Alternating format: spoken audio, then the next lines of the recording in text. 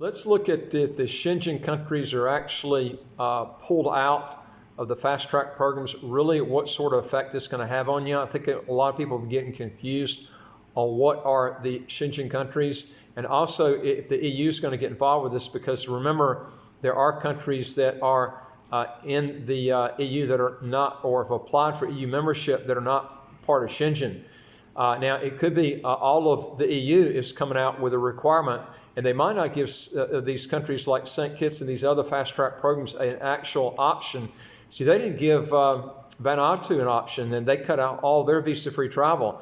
And there was no option for them, basically, but they also pulled some really bad dudes on their passports that were on Interpol, and that's one reason they came in. They didn't give them a choice. They just said, you're out. And so now they're trying to get that changed, but it's going to be pretty difficult to get that changed for that country. There's quite a bit of, they're trying to hire a company to try to change that, but I think it's going to be pretty difficult.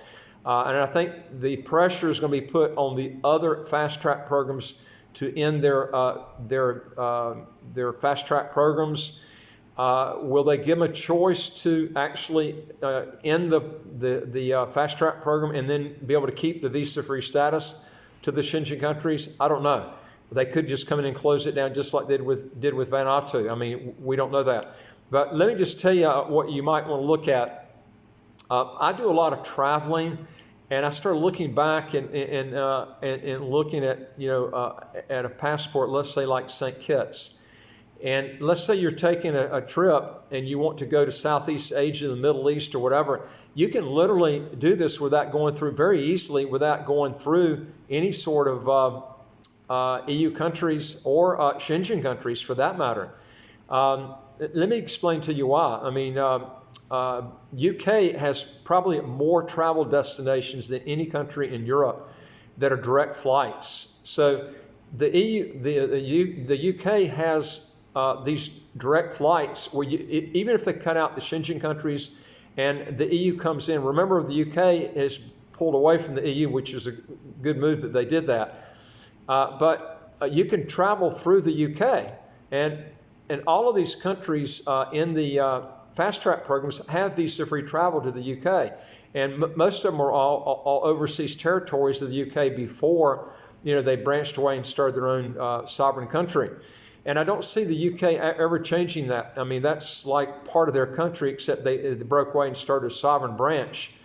And they give special privileges right now, like I can go to the UK for 6 months of the year without even a visa. I mean, literally, you can go there and stay 6 months and literally rent a place if you want to, and you don't need a visa at all. I don't think that's going to change with this new I think the beef is coming from the Schengen and the EU. It's not coming from the UK. So I really don't see that. Even the UK has got a thing that the EU doesn't like, and that is their tax policy dealing with domicile companies. In other words, if you have your domicile outside the UK, you can actually live there tax-free if you don't bring the assets inside the country. Now, it's not an indefinite type arrangement. You can do it for about 7 years, and then you have to get outside the UK, or you're going to be taxed on that money, whether it's brought inside or not. But the reason I'm bringing this out is I think a lot of people think that it's going to affect them.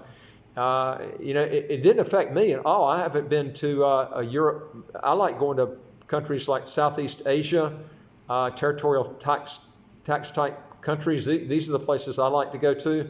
I don't see and the UK has direct flights to those countries. So I don't see that really affecting me at all. And unless you're going to Europe a lot and you're going to countries outside the UK, I don't see it really having an effect.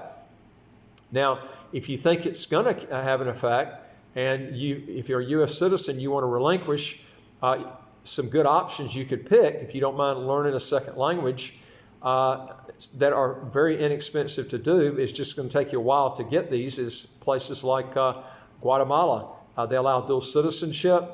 They've got visa-free to the Schengen countries. El Salvador might not be a good choice because they're talking about coming out with their fast track program, which would throw them in that web too. They do have visa-free to Schengen countries, but they're talking about coming out with a fast track program. So that could either curtail their plans, or they might end up throwing a monkey wrench in their visa-free travel. So we'll just wait and see what they end up doing there.